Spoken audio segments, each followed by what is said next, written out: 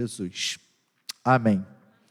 Esse momento, meus irmãos, cadê ele? Chamar para cá. Brunão. Bruno é um homem, um camarada que Deus escolheu para ser professor aí no mundo secular. E tem já conduzido ele agora também para ser professor no campo eclesiástico, né? E glória a Deus por isso.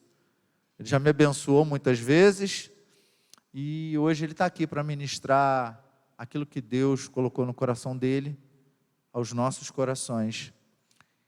E vamos orar por ele, para que Deus use ele poderosamente para falar aos nossos corações. Amém? Oremos. Senhor Deus, apresentamos Bruno, Senhor. O Senhor tem separado este homem no tempo chamado hoje para lecionar em classes. Lecionar, Senhor, na área acadêmica. Mas lá na área acadêmica, Senhor, ele não leciona, Senhor, às vezes, só questões de números, logísticas ou áreas da humanas. Ele leciona com palavras, mas também leciona, Senhor, com atitudes, que ele é visto como um servo do Deus Altíssimo. Senhor, Tu tem levantado ele, Senhor, como um professor, como um mestre nas letras. Continue, Senhor, levantando ele também agora, Senhor, nas letras eternas, sendo mestre e professor nas letras eternas, naquilo que tem significado para uma eternidade, porque os números, a matemática, a humanas, as exatas vão passar, mas a Tua palavra, Senhor, ela é eterna. Senhor, abençoe o Bruno, fortaleça ele, desça uma unção nova do céu sobre sua cabeça, rasgue o céu sobre a vida dele, dê, Senhor, ousadia e intrepidez, para que ele fale tudo aquilo que o Senhor já comunicou a ele, com ousadia, com galhardia, Senhor, com intrepidez, e que ele seja boca do Senhor nessa noite, nesse lugar, que o nosso coração esteja preparado para ouvir aquilo que o Senhor quer falar, comunicar a nós nessa noite. Essa oração que eu faço, agradecido, e em o nome de Jesus, amém.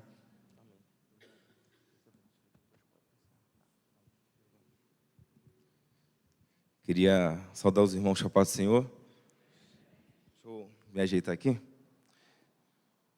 Vocês me perdoem a voz que eu estou vindo de um resfriado. Quem não teve, né?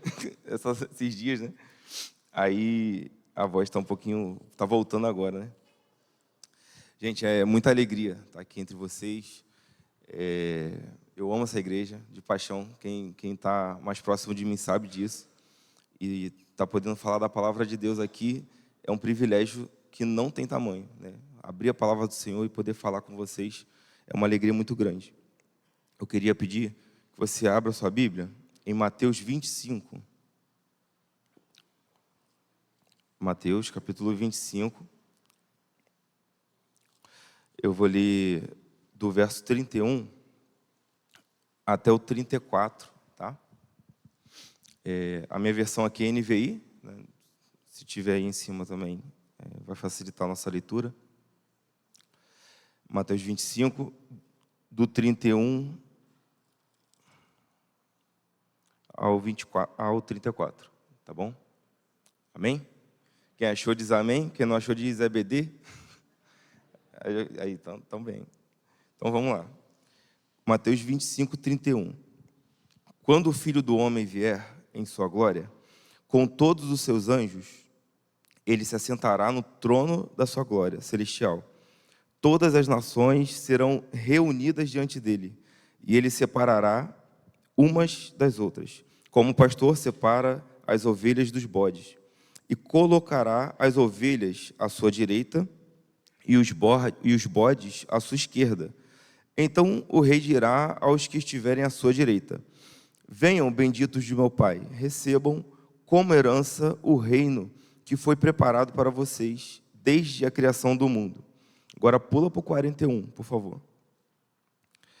Então ele dirá aos que estiverem à sua esquerda: malditos, apartem-se de mim para o fogo eterno, preparado para o diabo e seus anjos. Até aqui, só a leitura. Vamos orar novamente? Pode abaixar sua cabeça? Pai, nós estamos diante da Tua palavra, Senhor. A Tua palavra ela foi lida, Pai, agora. E a gente deseja muito, Senhor, aprender com o Senhor nessa noite. A gente deseja muito ouvir da Tua voz, ser instruído, Senhor, pela Tua palavra, ser transformado por ela. Senhor, eu creio que existe poder na Tua palavra, Senhor.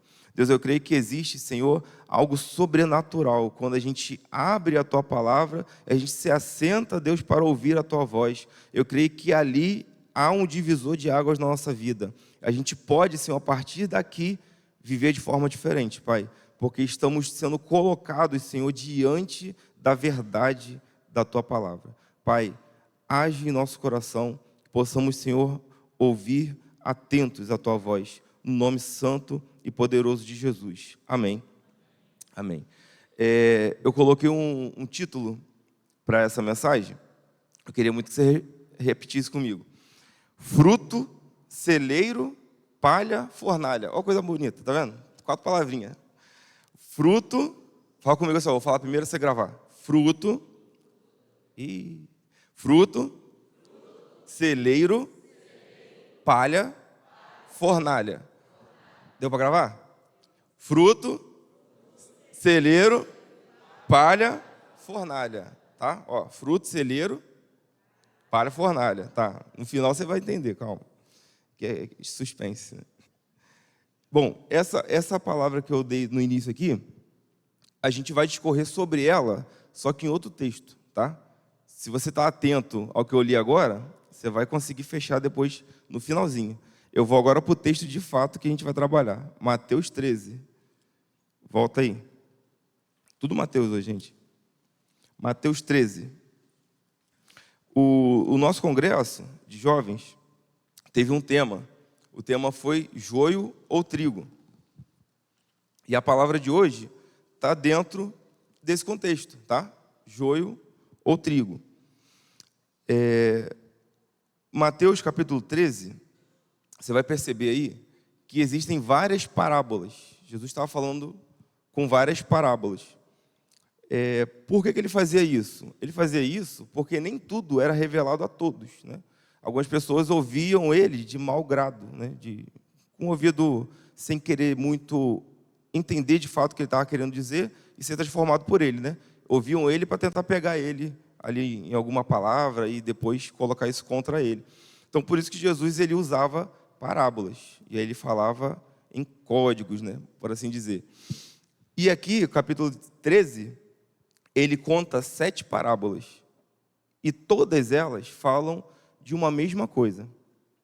Todas elas falam do reino dos céus. E cada uma delas traz uma característica desse reino, traz uma informação sobre esse reino.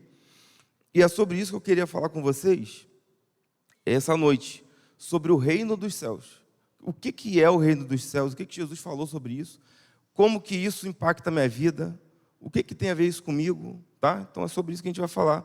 E aí no final a gente vai entender o porquê do fruto, celeiro, palha, fornalha. Beleza? Combinado? Então olha só. Primeira parábola que a gente vai ver aqui, ela se encontra no capítulo 13, do verso 1 ao verso 9, é a parábola do semeador. Quem já ouviu essa parábola aí? Levanta a mão aí. Então, estamos bem. Eu vou falar ela aqui rapidamente para você, tá? Ó, bota aí, Mateus 13, vamos do 1 ao 9. Vou ler ali mesmo. Ó. Naquele mesmo dia, Jesus saiu de casa e sentou-se às margens do lago. Jesus saiu de casa. Fala de novo, ó. Volta lá rapidinho. Naquele mesmo dia, Jesus saiu de casa e sentou-se aonde? Ok, então ele vai falar alguma coisa e ele não está em casa mais. Ele saiu de casa, foi andando até as margens de um lago e aí começou a ensinar, tá bom? Ao seu redor, reuniu-se uma grande multidão, tá bom? Deu para pegar aqui agora? Está visualizando? Ele saiu de casa com os discípulos dele, foi lá para a beira do lago, começou a ensinar. E aí se reuniu uma grande multidão, de modo que ele entrou em um barco e sentou-se nele, porque o povo já estava comprimindo ele, né? Ao povo reunido na praia, falou Jesus muitas coisas por parábolas, dizendo: o semeador saiu a semear. Enquanto ele semeava, uma parte caiu à beira do caminho, e as aves vieram e a comeram. Continua.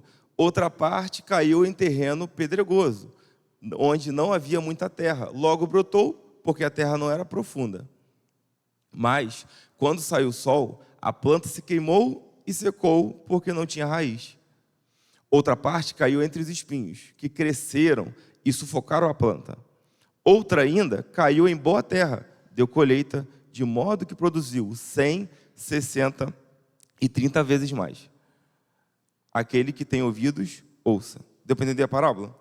Então, olha só, Jesus está falando a uma multidão do lado de fora de casa, perto do lago, e ele começa a falar de semente, de uma pessoa que estava semeando. E aí essa pessoa semeou, e tem 4 tipos de solo que a semente cai. Uma cai à beira do caminho, e essa que cai à beira do caminho, vem umas aves e come a semente. Nem chega a brotar. A outra cai num terreno meio pedregoso. Aí o que acontece? Olha, onde não havia muita terra, ela até brota um pouquinho, mas logo morre, porque o sol estava muito forte.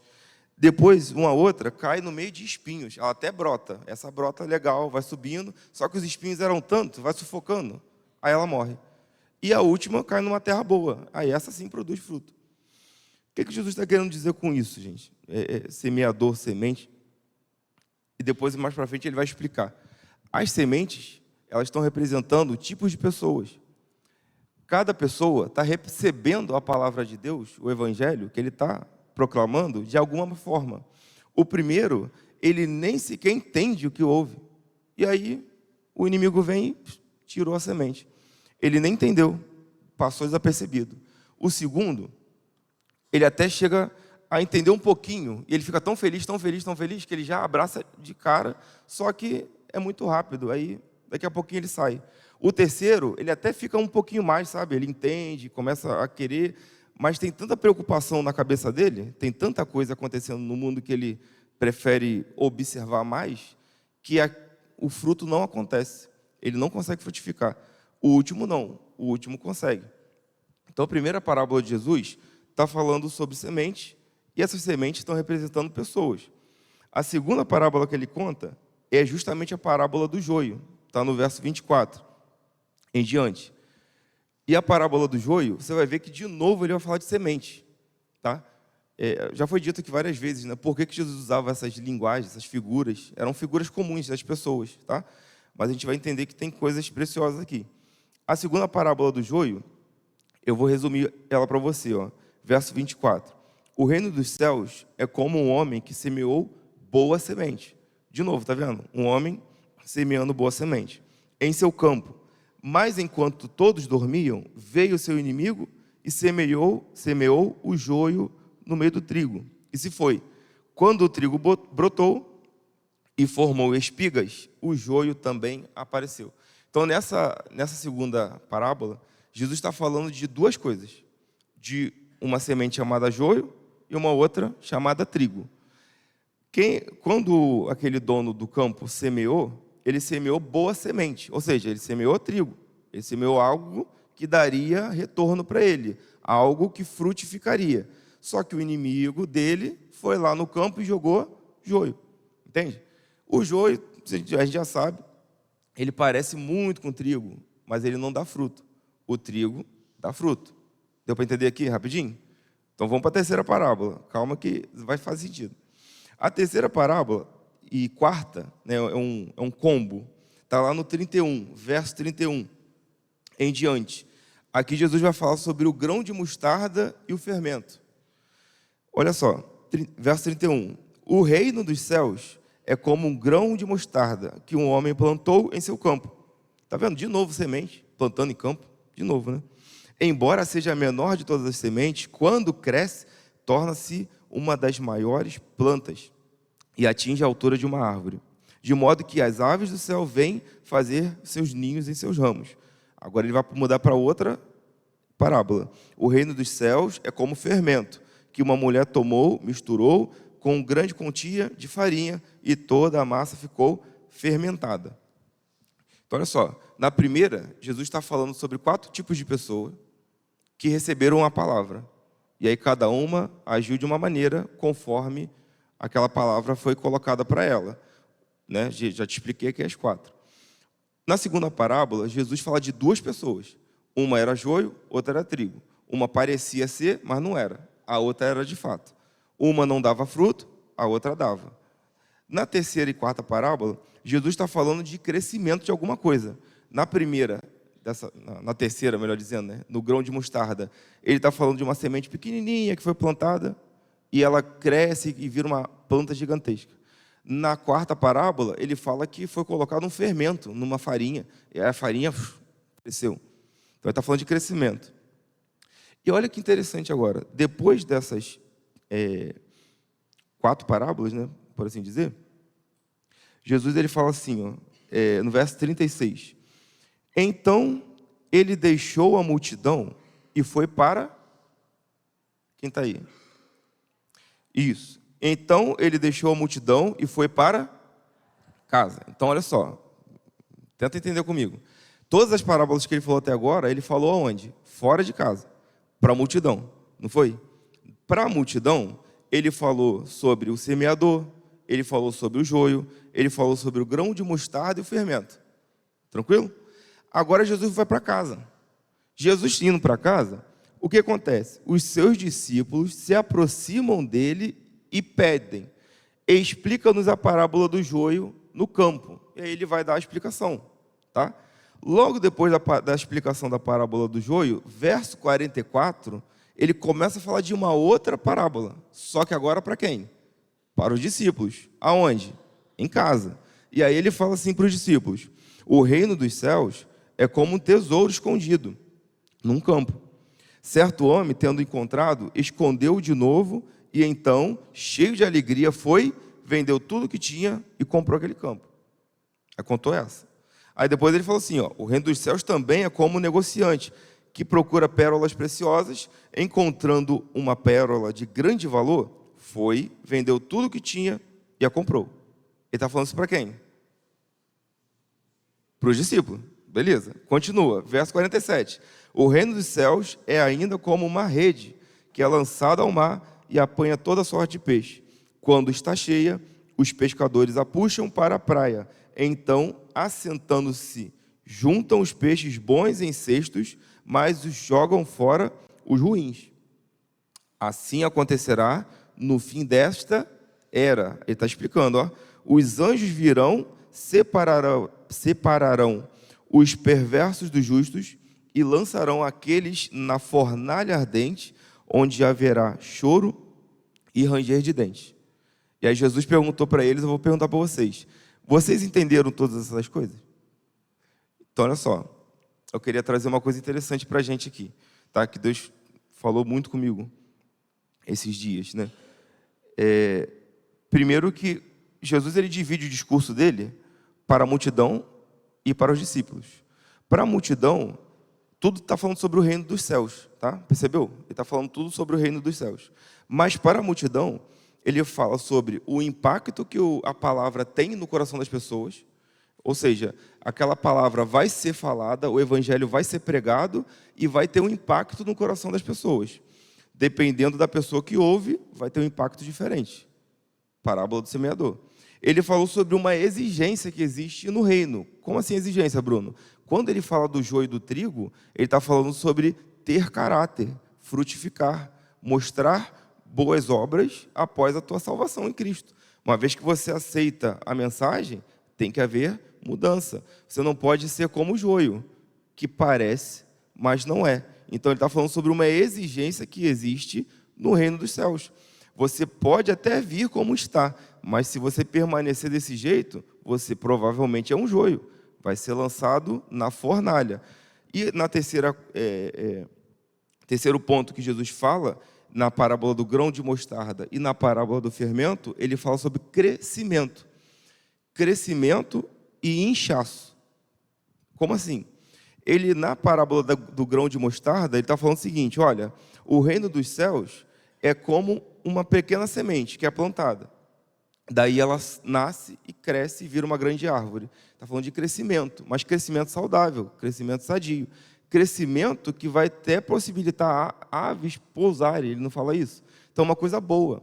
É um crescimento saudável, um crescimento espiritual, um crescimento da igreja mesmo. Se você for parar para pensar, quando Jesus falou isso, era impensável imaginar que o evangelho alcançaria o mundo. Então, ele está falando de um crescimento saudável da igreja. Mas, quando ele está falando do fermento, ele está falando de um inchaço. É de algo que inchou. Porque o fermento, ele não é um crescimento verdadeiro, né? Ele infla. Então, a gente tem que tomar cuidado.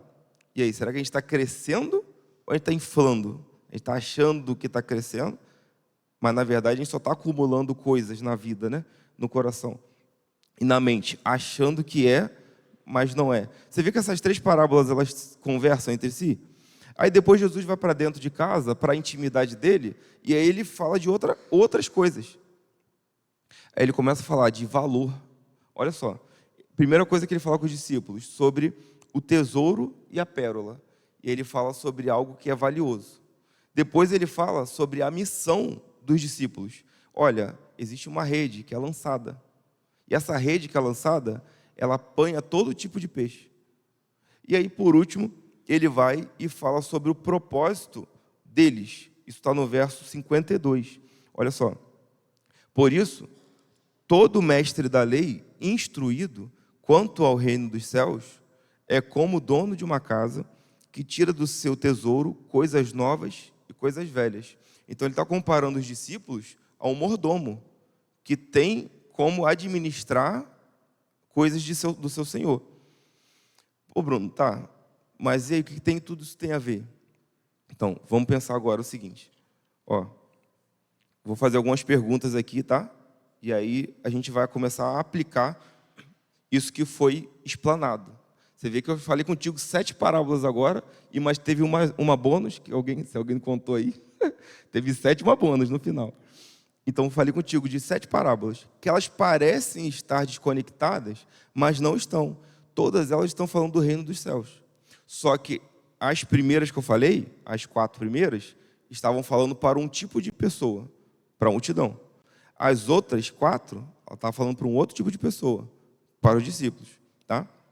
E agora eu vou fazer algumas perguntas, que foram as perguntas que Deus fez para mim, né, também. Não se engana, tá, gente? Antes da gente falar para vocês aqui, Deus fala com a gente, aí a gente tem que ouvir isso aqui antes, tá?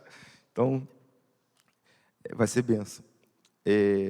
Antes de eu falar aqui, só mais uma coisa que eu não posso esquecer de falar com vocês. A palavra de Deus é um espelho. Quando a gente se coloca na frente do espelho e de uma luz, né? Um espelho é algo iluminado, né? Não adianta se colocar na frente do espelho no escuro, né? Ninguém vê nada. Então, na frente do espelho iluminado, você começa a perceber aquilo que está precisando mudar. Às vezes a gente olha e fala assim, aí rapaz, tem que cortar um pouquinho da barba aqui, ó, que está, né, passando. Mas assim, se você não olhar no espelho, você não vai ver.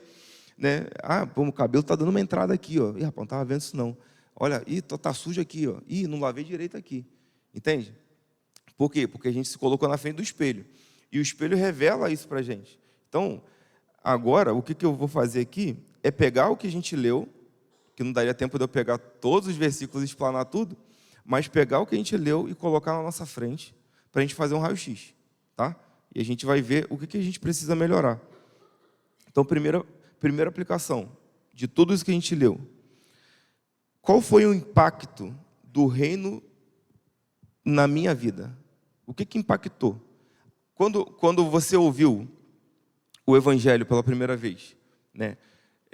Quando você ouviu o plano de salvação, quando você ouviu sobre o amor de Deus pela tua vida, o sacrifício de Cristo na cruz, sabe? O amor que constrange a gente. Quando você ouviu isso, qual foi o impacto? O que causou no teu coração? Foi algo que você não entendeu e deixou para lá? Foi algo que, num primeiro momento, deu uma certa alegria e depois você, vou seguir isso não. Foi algo que você até tentou, vou na igreja, vou tentar, vamos tentar. Só que você estava tão preocupado com esse mundo, tão preocupado em pagar as contas, tão preocupado no que ia fazer amanhã, tão preocupado com o que estava faltando, tão preocupado em satisfazer os seus prazeres, que você se esquece, ou você de fato se apegou àquilo que foi falado, entendeu e começou a praticar e está frutificando. Qual foi o impacto do reino na minha vida? O que isso causou? Primeira coisa que eu aprendo aqui, lendo Mateus 13.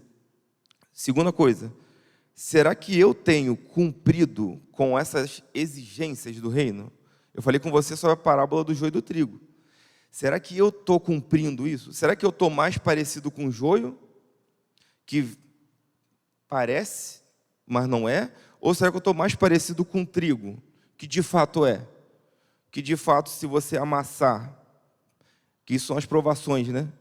Lembra daquela sementinha que estava entre espinhos? Né? As provações vêm, cara. As preocupações vêm. Mas o trigo, é aí que o fruto aparece. Porque o fruto do trigo só vai aparecer quando ele é amassado. Quando ele é debulhado, né? Que fala, né? Quando ele começa a ser amassado. E Deus, ele permite que coisas aconteçam na nossa vida para que a gente seja, de fato, amassado. De fato, moído. Para quê? Para saber se, de fato, a nossa fé é verdadeira, é genuína. Por quê? É a provação da nossa fé que gera perseverança.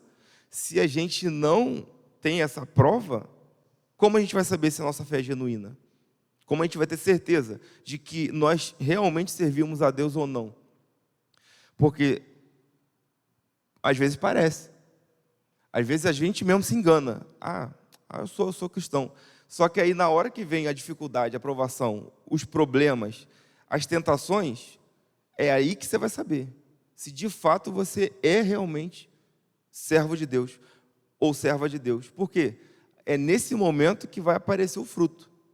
É nesse momento que vai aparecer aquela espiga. Caramba, apareceu o fruto. Realmente é cristão. Realmente é servo de Deus. Será que eu tenho cumprido com essa exigência de Deus? De vir como eu estou, mas não permanecer desse jeito? Será que eu tenho crescido ou inchado espiritualmente? Será que eu estou acumulando conhecimento ou eu estou vivendo a palavra? Entende? É diferente. Será que eu estou acumulando conhecimento? Porque hoje em dia a gente está numa era de conhecimento, né? Muita informação, né? Você vai passando, aí daqui a pouco você ouve um pastor aqui, você ouve outro pastor ali, você ouve um cara que fala aqui, o outro fala ali, um filósofo, o outro sei o quê. Aí você ouve muita coisa. Será que eu só estou me enchendo de conhecimento? Ou será que eu estou, de fato, crescendo espiritualmente? Porque quando a gente cresce espiritualmente, a gente frutifica. A gente demonstra com a nossa vida frutos. Quarto ponto. Eu tenho contribuído para o crescimento do reino aqui na terra, ou eu só estou ajudando a inchar ele? Tipo, como assim, Bruno? Olha só, tem duas formas de a gente ajudar no crescimento do Evangelho. Uma é eu, de fato, viver o Evangelho, que é a primeira. Então, se eu, de fato, vivo o Evangelho, eu estou contribuindo para o crescimento do Evangelho. Porque eu vou mostrar com a minha vida que aquilo que eu estou falando é verdadeiro. E aí, quem olha para a minha ou para a sua vida, que está vivendo o Evangelho, vai perceber verdade naquilo que a gente está falando. E isso vai testemunhar a favor do Evangelho. E o Evangelho vai crescer. Agora, quando eu imito alguma coisa, eu finjo ser, mas não sou, na verdade, eu não estou contribuindo para o crescimento do Evangelho. Eu estou contribuindo para o inchaço. Aí estou aumentando em número, mas não estou tendo qualidade. E Deus não está preocupado com o número, Ele está preocupado com a qualidade. Porque se Ele tivesse preocupado com o número, né, Jesus não ia ter escolhido quem escolheu, né? Que a gente for ver os apóstolos, era difícil. Então, Ele está preocupado com qualidade, com o coração, com a intenção. Qual é a minha intenção? O que eu faço? Por que eu faço? Entende? Então, será que eu estou, de fato, contribuindo para o crescimento do reino de Deus nessa terra? Ou eu estou de braços cruzados, vendo a minha vida, eu só quero saber da minha vida, e eu sou dono do meu nariz, não tem nada a ver com isso não. Esse negócio de reino de Deus aí é para o pessoal lá que sabe estudar, dos pastores, o pessoal que é líder de PG, é eles que têm que pregar o evangelho, é eles que têm que fazer lá. Meus irmãos, eu entendo que não, eu entendo que todo cristão, ele tem e deveria pregar o evangelho com a sua vida e com palavras. Entende? Às vezes vai ser necessário a gente falar. Às vezes vai ser necessário a gente se calar, mas deixar a nossa vida falar. Então, mas de qualquer forma, a gente tem que contribuir com esse reino aqui na terra. Quinto ponto. O reino dos céus é tudo para mim? Porque olha só, até aqui no ponto 4, qual foi o impacto do reino na minha vida? Será que eu tenho cumprido as exigências do reino? Será que eu tenho crescido ou inchado? Será que eu estou contribuindo para o crescimento do reino? Isso tudo aqui tem a ver com multidão. Até esse momento, eu estou num certo nível na vida com Deus. Agora, daqui para frente, parece que existe uma intimidade maior. Parece que agora a gente entra numa outra fase. A gente até cantou aqui agora, né? Eu não quero... Como é que é? Eu não quero religiosidade, eu quero intimidade, não foi?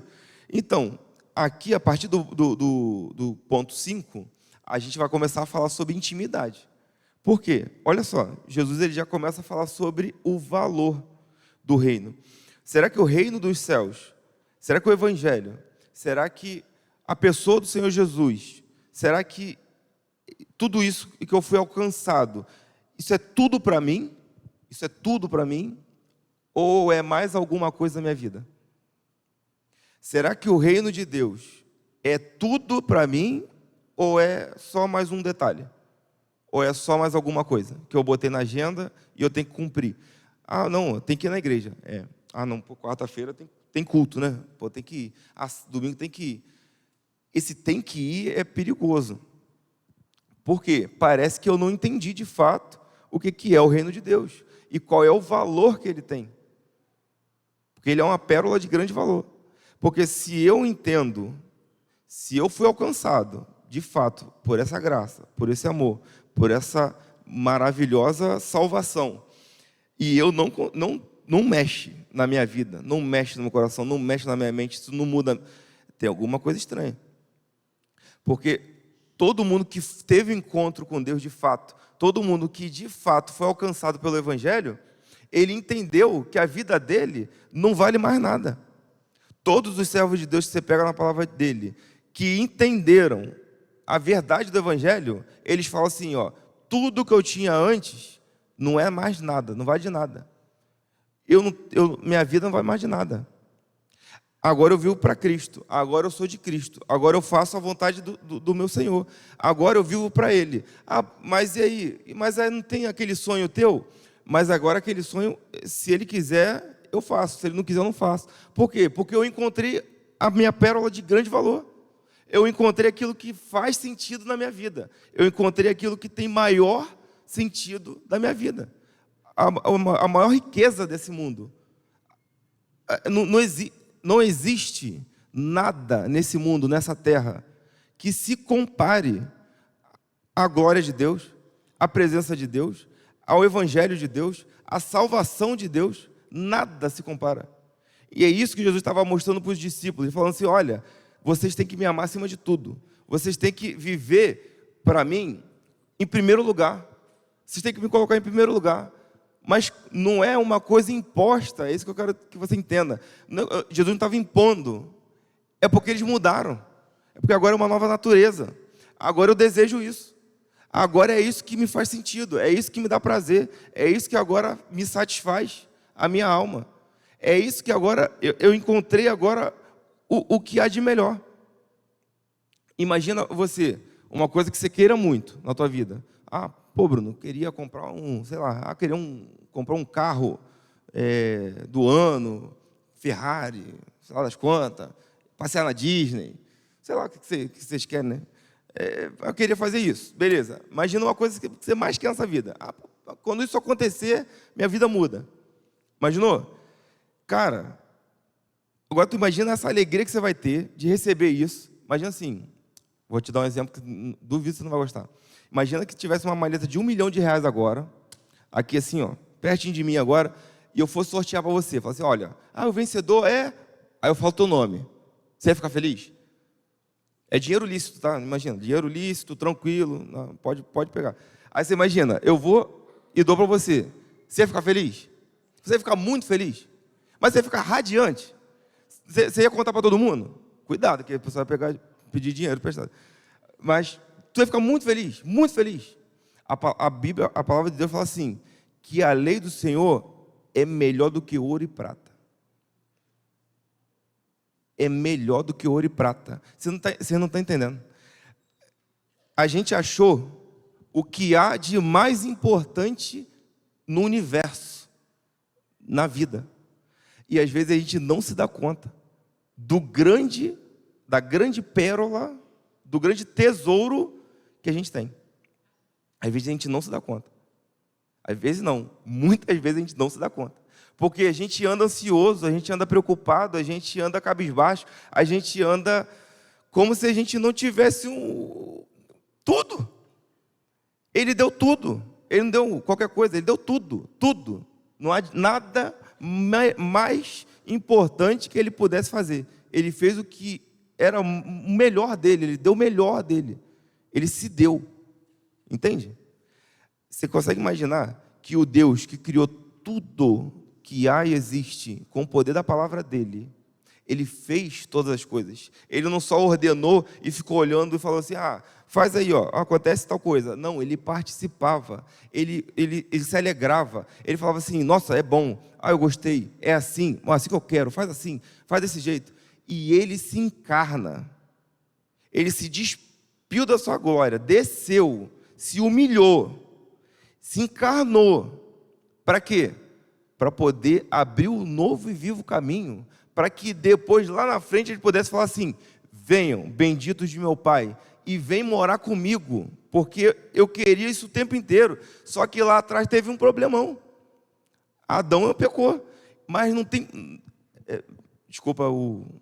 não contava com a minha astúcia, entendeu? Jesus falou assim, olha, agora eu vim, cara, e resolvi o problema. Por quê? Porque eu te amo, pô. Porque eu quero ter uma relação contigo, um relacionamento com você. E ele não só fez isso, para o futuro. Não, olha, quando eu voltar, aí você vai ter um relacionamento comigo. Não, ele foi além. Ele falou assim, eu vou, mas eu vou deixar o Espírito Santo com vocês, para vocês já irem sentindo gostinho, para vocês já irem tendo um pedacinho do céu com vocês. Me entende? Que nós recebemos o melhor presente que poderíamos receber, uma pérola de grande valor, que quando o cara encontrou, ele falou assim, cara, vou vender tudo que eu tenho. Por que ele vai vender tudo que ele tem? Porque nada mais tem valor, pô. Tem valor. A minha vida tem valor? Não tem mais. Meu diploma tem valor? Que diploma? Eu quero saber disso, pô. Ele me resgatou, me entende? Então, será que o reino dos céus é tudo para mim? Ou será que eu ainda estou muito apegado a esse mundo? 6º ponto. São 7 só, tá, gente? Calma. Eu estou cumprindo com a missão que Deus me deu? Porque, olha só, depois que ele fala do valor, porque não adianta também Jesus mandar o pessoal pregar e lançar a rede, se eles não entendessem o valor correto do Evangelho. Então, primeiro ele fala o quê? Da pérola de grande valor, para que eles entendessem que antes deles saírem para poder pregar e lançar a rede, eles tinham que ter uma vida de intimidade com Deus e entender o verdadeiro valor daquilo. Percebe? Aí depois que eles entenderam o valor daquilo, eles têm uma vida com Deus, eles estão apaixonados por Jesus, eles não conseguem mais viver sem Jesus, o Evangelho é tudo para eles, agora eles não conseguem, sabe quando você está apaixonado, você quer falar para todo mundo? Fala assim, caraca, pô, tô gostando de fulano, vai falar para todo mundo. Às vezes você nem perguntou, a pessoa está falando, eu estou gostando de ciclano, é mesmo, nem te perguntei. Mas é porque a pessoa está querendo falar, porque ama, me entende? Aí você está assim com Jesus, caraca, eu amo Jesus, pô, Jesus fez isso, Jesus fez aquilo. Aí você vai, começa a falar. Aí o que acontece? Parábola da rede. Você começa a lançar a rede, cara. Começa a lançar a rede. Mas não lança a rede sem amar Jesus, não. Vai ficar estranho esse negócio. Lança a rede amando Jesus. Aí você vai pegar um monte de peixe, de todo tipo. Aí entra pro reino, né? Aqueles peixes todos, um monte de peixe. Imagina, tinha peixe amarelo, tinha peixe azul, tinha dory, tinha o Nemo, tinha todo mundo lá. Os peixes, todo um monte de peixe, peixe. Aí, entra uma coisa importante. Por quê? Jesus, ele não faz acepção de pessoas. Ele recebe a todos. Só que, no fim dos tempos, o que vai valer para ele não é se eu fui alto, se eu fui baixo, se eu fui bonito, se eu fui feio, se eu fui rico, se eu fui pobre. Nada disso. O que vai valer para Jesus é: você deu fruto? Você frutificou? É a única coisa que ele vai ver. Ele vai olhar assim e falar assim: cadê o fruto? Igual lembra daquela figueira que ele estava passeando, Jesus passeando com os discípulos. Ele olha para a figueira e fala assim: rapaz, vou pegar um figo, hein? Aí foi lá. Cadê o figo? Não tem figo, não tem figo, não tem figo. Cadê o figo? Não tem figo. Só tinha folha. Aí Jesus foi lá e falou assim: não, maldiçoa a figueira, nunca mais nasça fruto de ti. Por quê? No fim dos tempos vai ser assim. Ele vai chegar para a gente e vai olhar: cadê o fruto? Cadê o investimento que eu fiz na tua vida? Cadê o retorno? Cadê? Não tem fruto não? Ué, então joga para lá. Não tem fruto é para lá. Ó. Quem não tem fruto aí? Para lá. Ó. Acende a fornalha aí. É para lá. Quem tem fruto? Aqui. Tem fruto? Para cá, para cá. É isso que Jesus vai fazer. No fim dos tempos, só vai ter dois tipos de pessoas. Um que frutificou e o que não frutificou. E aí, será que eu estou frutificando? Bruno, o que é frutificar? Rapaz, eu tenho 2 minutos, não vai dar tempo de explicar isso tudo. Mas lê Gálatas 20, Gálatas 5, 22, 23, já vai dar uma noção. Tá? Olha, será que eu sou um bom mordomo do Senhor? Porque olha como é que... Cara, a Bíblia é maravilhosa. Primeiro Jesus começa a falar sobre o impacto que teve do reino. Olha, vê se não é exatamente o processo de vida cristã que ele acabou de descrever. A pessoa ouve a palavra, depois a pessoa é confrontada para saber se de fato ela está inserida no reino de Deus ou não. Depois tem um crescimento espiritual na vida dessa pessoa. Depois essa pessoa vê, através desse crescimento, o grande valor que existe no Evangelho. E ela começa a se maravilhar cada vez mais pelo Senhor Jesus e pelo Evangelho. Aí ela fica tão maravilhada, tão apaixonada, tão extasiada, que ela começa a pregar, a falar de Deus, a lançar a rede. E ela vai pegando peixe, vai pegando peixe, vai pegando peixe. Daí, por fim, não adianta só pegar os peixes. Tem alguém que é pescador aqui? Tem pescador aí? Só tem um lá. Não adianta só pegar o peixe. Tu tem que cuidar do peixe depois, mano. Porque senão fica um fedor horrível. Mas você tem que bota na geladeira, né? Assim, bota lá, porque senão vai estragar. E tem que ter alguém para fazer isso. Tem que ter alguém para cuidar. Não adianta só tu lá pescar e depois para cuidar. Aí Jesus acaba, perfeito, né? Aí Jesus acaba assim, sendo mordomo. Qual é o teu propósito? É pegar aquilo que está lá na despensa e administrar isso. O que é isso que está na despensa? É a palavra de Deus. É você, agora que você foi lá, pegou, agora você ensina. Agora você educa na presença de Deus, agora você disciplina, agora você discipula. Não foi isso que Jesus mandou fazer? E de, portanto, por todo mundo, pregar o evangelho a toda criatura, vários peixes, lembra? Tinha o Nemo, tinha a Dory, tinha todo mundo. Vários peixes. Toda criatura. Pregar a toda criatura. Mas depois ele fala, ensinando-os a guardar tudo, ensinando-os a obedecer tudo que vos tenho dito. Tá? Então, é o processo. Então, Mateus 13, ele está falando da caminhada cristã. Ele está falando, Jesus está explicando para a gente exatamente o que ele espera do cristão. O que ele espera do cristão? Tudo isso que eu acabei de falar. É isso.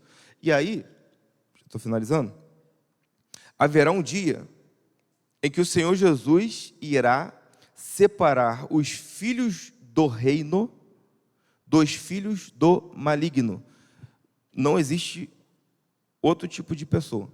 Só existe 2 de pessoa. Que isso, Bruno? Só tem filho do reino e filho do maligno. Mas isso aqui é que eu não sou do reino. Mas eu também não sou do maligno, não, que eu sou bonzinho, sou gente boa. Eu ajudo em casa, faço isso, faço aquilo, tal. Então, como é que eu falo para você? Só tem dois, só tem dois. Ou você está inserido, ouviu a palavra, entendeu a palavra, botou em prática essa palavra e está frutificando, e está inserido no reino de Deus, e está dando, sabe, florescendo. Ou, querido, você está fora do reino. Não tem outra opção. Ou é filho do reino, ou é filho do maligno. Que isso, Bruno? Palavra, que isso? Não, para não ficar nas minhas palavras, aqui, ó, Mateus 13, 37. Jesus está explicando a parábola do joio. Olha só o que ele fala. Mateus 13, 37 em diante. Ele respondeu: aquele que semeou a boa semente é o filho do homem. O campo é o mundo. A boa semente são os filhos do reino. O joio são os filhos do maligno. Ele só deu duas opções para mim. Ou é joio, ou é trigo. Não tem outra opção. Ou é joio, ou é trigo. Então, no último dia, no fim dos tempos, o Senhor Jesus ele vai vir, ele vai enviar seus anjos, e eles vão separar. E eles vão fazer, filho do reino é para cá, para a direita, né? E os filhos do maligno é para a esquerda. Aqueles que frutificaram aqui na terra serão guardados no celeiro espiritual celestial. Aqueles que frutificaram aqui na terra serão guardados no celeiro celestial. Alcançarão a promessa de vida eterna. Isso é promessa de Deus. Aqueles que frutificaram. Jesus, certa feita, ele falou assim: quem se envergonhar de mim aqui na terra, diante dos homens, eu me envergonharei diante dos meus anjos. Eu não vou falar o nome dele, não. Mas quem me honrar aqui na terra, eu honrarei ele diante dos anjos. E diante do meu Pai. Então tem que frutificar aqui. É agora. Porém, aqueles que não deram ouvidos ao Evangelho, aqueles que não perseveraram até o fim, aqueles que tinham aparência de piedade, mas negavam o poder de Deus, esses está reservado o castigo eterno, a fornalha da segunda morte. É isso que a palavra me ensina.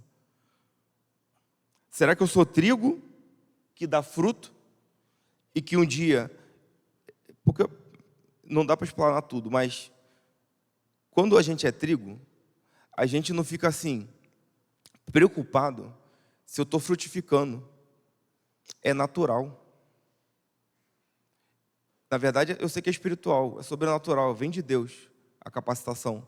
Mas, uma vez que eu fui alcançado pela graça de Deus, uma vez que o Evangelho me confrontou, eu ouvi aquilo, eu entendi de fato que aquilo era a verdade. Eu me rendi aos pés do Senhor, e Ele me salva. Ele me dá um novo nascimento. E agora eu sou uma nova criatura. Se isso aconteceu, consequência, eu vou frutificar. Bruno, não estou frutificando. A gente tem que parar e pensar. Por que pode estar acontecendo? Às vezes, eu posso até ser trigo, mas às vezes eu estou com algum probleminha ali que eu tenho que resolver. Ou às vezes eu nunca fui trigo. Então, que nessa noite, a gente possa refletir. Será que eu sou trigo, estou dando fruto? Ou será que eu sou palha, que vai ser queimada? O que eu sou? Será que eu dou fruto ou não? Bruno, aí eu não sei como é que é esse negócio de fruto, não estou entendendo. Eu vou te dar uma dica, tá? O fruto é aquilo que uma outra pessoa vai pegar para se alimentar, não é assim? A árvore dá o fruto, aí outra pessoa vem e se alimenta. Jesus falou que Ele nos salvou para boas obras, não pelas boas obras, não por boas obras, mas para boas obras. Então, se Ele de fato me salvou, se Ele de fato me chamou no fundo do meu coração, eu entendi que era Ele, eu entendi que o Evangelho é a verdade, eu me rendi àquilo, eu amo Jesus. Se isso aconteceu, é natural que eu frutifique. É natural que eu faça boas obras. É natural que o Senhor Jesus, ele olhe para mim e fale: rapaz, eu te dei 1 talento, você está com 2 agora, hein? Olha, eu te dei 5 talentos, olha, você agora já está com 7. Pô, legal, vamos produzir mais. Por quê? É para isso que ele nos chamou. Jesus não nos chamou para a gente ficar parado, fechado dentro da nossa casa, da nossa caverninha, dos nossos problemas, do meu mundinho, sabe? E só eu. Não foi para isso. Ele me chamou, e ele chamou você para falar dele, do amor dele, para viver o evangelho dele. Ah, Bruno, com pesar no coração? Não. É uma pérola de grande valor. Se a gente não entender o valor disso, a vida vai ser pesada mesmo. Entende por que ele falou primeiro do valor? Será que eu estou tendo vida com Deus? Porque bate lá. Porque olha só, se eu tenho intimidade com Deus, cara, vai gerar uma alegria no meu coração. Vai gerar uma satisfação no meu coração. Eu vou fazer aquilo com prazer. É diferente. Pedro era um antes da conversão. E Pedro era outro depois da conversão. Ah, como assim, Bruno? Antes da conversão, ele virou para Jesus e falou assim: ah, mestre, não morre não vai morrer não. Esse negócio de morrer, essa história de morrer, né? Isso aí, depressão, isso, aquilo. Não, para com isso. Aí Jesus foi e repreendeu ele. Quando Pedro se converte, Pedro está lá na frente da igreja, batalhando, cuidando das ovelhas do Senhor. Entende? Ele começou a ser usado por Deus com boas obras. Então, será que eu estou frutificando? Será que eu estou exercendo essas boas obras? Será que, de fato, eu estou exercendo essas boas obras com o motivo certo? Olha aí. Porque não adianta nada também eu, né, fazer caridade e ir lá postar, né? Pá, ó, acabei de ajudar um mendigo, ó. Aí botar ele lá. Aí, já, né? Tem gente assim, né? Qual é a motivação? Então, olha só. De tudo que eu falei, você pode ter esquecido um monte de coisa e vai esquecer mesmo, normal. Mas lembra de uma coisa. O fruto é para o celeiro. O fruto vai para o celeiro. Mas a palha vai para a fornalha. Então, se eu estou frutificando, eu vou para o celeiro. E Jesus está voltando, gente. Daqui a pouquinho. E quer ver um teste? E aí eu fecho a palavra. Quer ver um teste? Teste, sabe? Aquele teste rápido assim? Teste. Eu estou ansiando pela volta de Jesus? Maravilhoso. Sabe por quê? Apocalipse fala assim: o Espírito e a noiva dizem vem. Se o Espírito e a noiva dizem vem, a noiva é trigo. A noiva frutifica. A noiva, ela está ansiando. Ela fala assim: poxa, não aguento mais. Ah, o senhor está demorando muito. Volta logo. Não vejo mais a hora. Entende? Não vejo mais a hora. Já pensou? E chegasse agora? Ah, para alguns é até tristeza, né? Ih, Bruno, chegar agora não. Poxa, nem casei. Pô. Caramba. Caraca. Entendeu? Podia chegar mais depois. Né? Brincadeiras à parte, mas será que eu estou, de fato, aguardando e ansiando? Não é só aguardando, tipo, o braço cruzado, uma hora ele vai chegar. Não, ansiando, sabe? Tipo, ah, Senhor, poxa, queria muito ver o Senhor pessoalmente, sabe? Tem esse desejo. Ah, não aguento mais ficar só por telemensagem, sabe? Só por WhatsApp. Não quero mais falar com o Senhor só por WhatsApp, não. Volta logo, vamos presencialmente.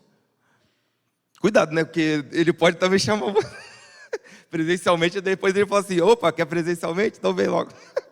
Né? Aí a gente fala assim: oh, não, é o contrário, é para o senhor vir. Mas, amém, meus irmãos? Eu sei que não foi canivete hoje não, né? Hoje foi uma espada. Mas, vocês entenderam? Mateus 13 é aquilo, é vida cristã, é vida com Deus. Ali está o passo a passo. E é o próprio Senhor Jesus ensinando, coisa linda, sabe? Depois, se tiver mais sede, procura lá, lê de novo, lê com calma. Você vai ver mais coisas ainda. Por quê? Preciosidade que é a palavra de Deus, cada hora você puxa uma pérola diferente. Não é assim? Amém? Então, eu queria agradecer aos pastores pela oportunidade, chamar o pastor Xande para fazer oração. E obrigado, meus irmãos, pela confiança, tá? Muito feliz, muito nervoso, deu para perceber? Mas muito feliz, tá? Obrigado.